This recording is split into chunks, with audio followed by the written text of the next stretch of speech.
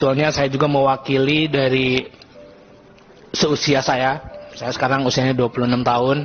Jadi betul-betul kalau bicara soal pandangannya terhadap antara perguruan tinggi dan dunia usaha atau dunia wirausaha, kita betul-betul sekarang lagi di fase itu. Sebagai informasi saja bahwa kalau tadi pertanyaannya pimpinan, gimana sekarang kondisi anak muda, saat ini kita sebut sebagai useless generation. Artinya generasi yang useless. Mau cari kerja susah, membuka usaha juga susah. Namun demikian, peluang itu terbuka sangat lebar. Saya bisa berbicara bahwa perguruan tinggi di Indonesia masih terbuka lebar kesempatannya. Karena apa? Saya lulusan D3 dan saya jadi orang pertama untuk memimpin Alibaba Channel Partner di ASEAN. Tapi saya hanya lulusan D3. Artinya pendidikan pada saat ini memang abu-abu. Saya direkrut Alibaba bukan karena D3-nya, tapi karena kursus saya ada di 3 negara. University of Michigan, Harvard Business School, sama di University of Virginia. Artinya dengan tadi kasusnya di Korea ada university bahkan sulit untuk mendapatkan mahasiswa, itu sudah tidak heran lagi. Kenapa? Karena dunia internasional sekelas Alibaba pun tidak pernah melihat background pendidikannya, tapi skill kitanya apa? Melalui kursusnya. Terjadi saat ini. Kita punya startup, teman-teman HIPMI juga banyak mengelola teman-teman anak-anak muda. Bahwasanya fenomena yang terjadi adalah untuk perusahaan-perusahaan kita tidak lagi melihat background pendidikan. Maka kalaupun data menunjukkan ada 80% mahasiswa di Indonesia bekerja tidak sesuai dengan jurusan kuliahnya, mohon izin di slide nomor 6, itu sekarang bisa diperdebatkan antara ini jadi problem atau tidak. Yang terjadi adalah kesenjangan gap antara supply dan demand. Ya, bukan soal lulus kerjanya ini jurusan apa dan kerja di apa.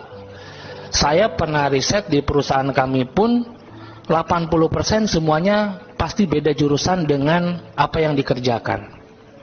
Cuman yang perlu diketahui bahwa skill orang belum tentu dihasilkan dari jurusan kuliahnya. Dan bahkan tadi dengan fenomena supply and demand, contohnya kenapa kita ngambil kursus di Harvard, karena ada kebutuhan. Kebutuhan ketika memimpin ternyata butuh matriks yang dipelajari hanya di kampus itu. Maka kursusnya saya ambil itu. Sementara waktu kita di Indonesia itu anak-anak muda dipaksa untuk ngerti A, B, C, D, E, F, G, H, I, J. Saya ini faktual banget pimpinan, bahwa ketika kita datang ke kampus yang dipelajari akuntansinya masih standarnya seperti itu, saya bilang perusahaan semua sekarang sudah mungkin tidak akan perlu lagi akuntan ke depan. Saya hanya bayar aplikasi akuntan 500.000 sampai 1 juta sebulan sudah tercover semuanya. Artinya apa? Dari sisi supply-nya juga harus tahu bahwa demand-nya itu tidak membutuhkan lagi hal-hal seperti itu. Maka tadi sudah sangat betul sekali dari yang terhormat Kadin sudah menginstruksikan bahwa industri berkembang lebih cepat daripada pendidikannya.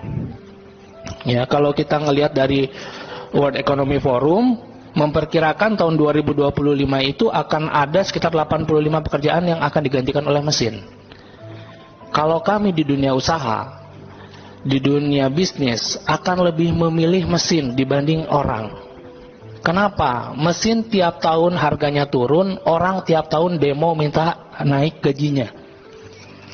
Artinya dari sisi business owner efisiensi dirasakan di kemajuan teknologi itu. Tapi jangan khawatir, World Economic Forum juga merilis akan ada 97 pekerjaan baru. Pertanyaannya, apakah pekerjaan baru di masa depan itu sudah relate dengan jurusan yang ada sekarang? Contohnya apa? Yang paling penting sekarang yang kita susah nyari di dunia digital, itu namanya data scientist, data analis. Harganya minta ampun pimpinan. Tapi kita belum mendapatkan satu jurusan pun tentang data analis dan scientist khusus tech. Ya. Yang kedua, kita ngomongin AI and machine learning specialist. Belum ada jurusan AI and machine learning specialist di Indonesia. Maka jangan heran kenapa tech company atau yang sekarang ngomongin soal teknologi adalah orang-orang India. Nah, makanya kita coba reduce antara supply and demand ini untuk link and match. Nah, nextnya, izin. Di sini HIPMI dalam organisasinya terstruktur bahwa tujuannya sudah jelas. Ada yang namanya mendorong dan peran serta dalam mengembangkan jiwa kewirausahaan di kalangan generasi muda. Nyambungnya apa? Ketika kita di generasi useless generation, ada di generasi sandwich. Makanya kenapa orang Korea ini nggak mau kuliah, karena dia ada di generasi sandwich bahasanya kita. Generasi sandwich itu apa? Dia ke bawah masih punya beban, ke atas juga harus menafkahi. Ya, ke bawah punya beban siapa? Ada orang tuanya yang harus mereka supply terus. Ke atas siapa? Mungkin dia di usia muda ini udah menikah, jadi ada beban tanggungan. Nah, sehingga di generasi sandwich ini yang harus dilakukan apa? Exit plan-nya dia bekerja untuk non formal. Kenapa? Karena di dunia sekarang yang begitu cepat, jadi freelancer aja pendapatannya udah berkali-kali lipat daripada pekerja tetap. Itu yang terjadi. Dan sebagai acuan di dunia industri atau di kita sebagai business owner, mungkin akan lebih gampang meng-hire orang hanya based project.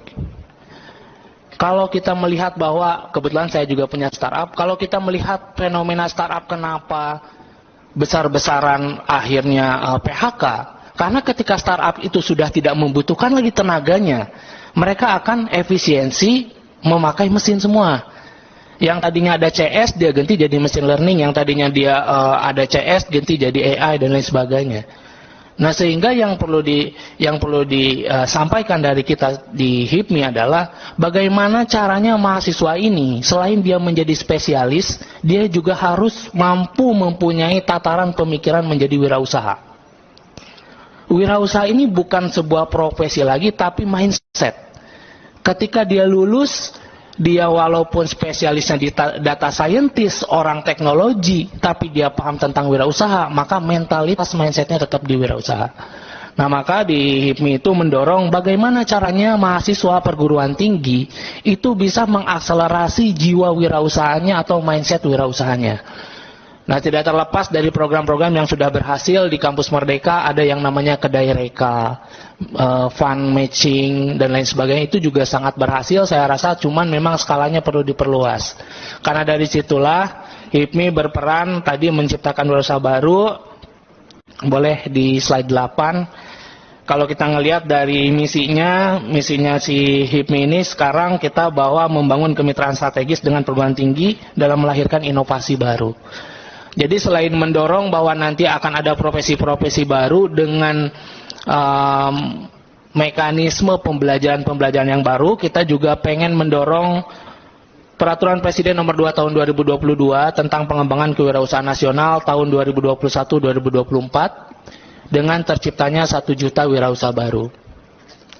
Nah, dalam hal ini di halaman 10